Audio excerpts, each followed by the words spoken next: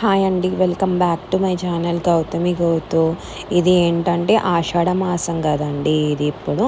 So తెలంగాణలో ఆషాఢ మాసం అంటే అందరికీ గుర్తుకొచ్చేది బోనాల పండుగ. సో నేను మా మమ్మీ వాళ్ళ ఇంటికి బోనాల పండుగ అని చెప్పేసి వెళ్ళాను. మా మమ్మీ వాళ్ళ ఇంటికాడ ఏంటంటే ఘటాలని ఎదురుకొస్తారన్నమాట.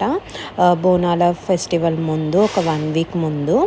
సో ఇది ఏంటంటే అమ్మవారిని బిందెకు పుదించి పసుపు అంతా పెట్టి బిందెకు అమ్మవారి ఫేస్ పెట్టి పూలన్నీ అలంకరించి వీధి వీధిన తిప్పుతారన్నమాట.